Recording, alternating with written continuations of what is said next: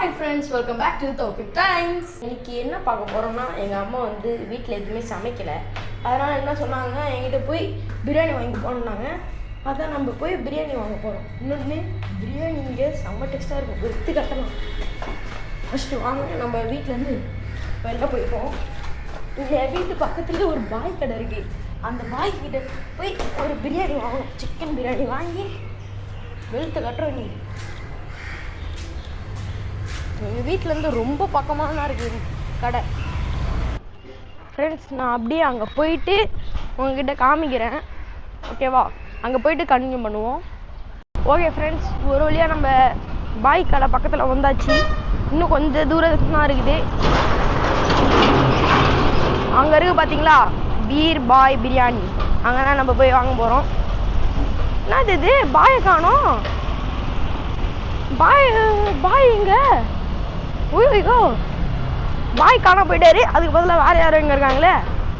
இந்த வெயிலில் சுத்தமாக தாங்க முடியல, செம்மையாக வெயில் அடிக்குது. இந்த சம்மர் ரொம்ப கஷ்டமாக இருக்குதுப்பா. ஏ அங்கிள், சிக்கன் பிரியாணி எவ்வளோ?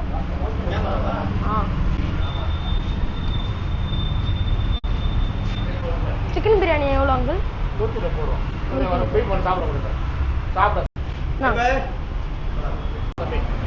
ஓகே ஃப்ரெண்ட்ஸ், இப்போ நம்ம காசு கொடுத்துருவோம். என்ன பண்ணுவோம் என்றால், நம்ம தலை இருக்காப்புல, அவர்கிட்ட கொஞ்சம் நல்லா பீஸ் போட சொல்லுவோம். நான் போன வாட்டி பீஸே போடல, வாங்க வந்துப்போம். நான் நல்லா பீஸ் போடணும். போன வாட்டி வாங்கினேன், பீஸே இல்லை. ஐயோ, மஜாவாக இருக்குது ஃப்ரெண்ட்ஸ். Smell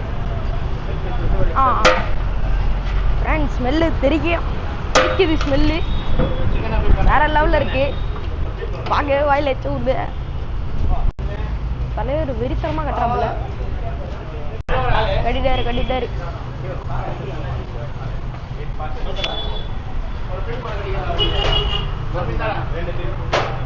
thanks. பாய். அவ்வளோதான், வாங்கியாச்சு. நம்ம வாங்க ஸ்மெல் பண்ணி பார்ப்போம். ஆகாசத்து அப்படி இருக்கு ஃப்ரெண்ட்ஸ் ஸ்மெல்லு. ஆனால் என்ன, இந்த வெயில் தான் கொளுத்தி இடிக்குது. நான் என்ன பண்ணேன், சைக்கிளில் போயிருந்தேன்னா சைக்கிளை கறி கடையாண்ட நிப்பாட்டி வச்சுருந்தேன். சரி, நிப்பாட்டி வச்சு திருப்பி கறி வாங்கிட்டு வந்து உக்காடுறேன். முடியல, பின்னாடியெல்லாம் எரியுது. மனுஷனால உட்கார முடியல. இப்படி லைட்டாக இப்படி உட்காந்து எகுறேன் நான். சரி, ஓகே ஃப்ரெண்ட்ஸ், நம்ம வீட்டுக்கு போயிட்டு நம்ம வீட்டுக்கு வந்து மேலே போயிட்டு அடித்து நாக் அவுட் பண்ண வேண்டியதுதான். நம்ம சொன்னதுனால நிறைய பீஸ் போட்டிருக்காரு. எனக்கு தெரிஞ்சு வேற லெவல்னு இருக்குன்னு நினைக்கிறேன். ஏன்னா பிரியாணி கலரை பார்த்தேன், தெரியா இருக்கும் போல. இந்த நூல் வேற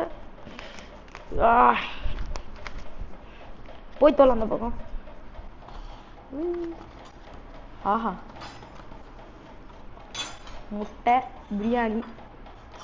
நம்ம சொன்ன மாதிரி நல்லா பீஸ்லாம் போட்டுருக்காரு போல.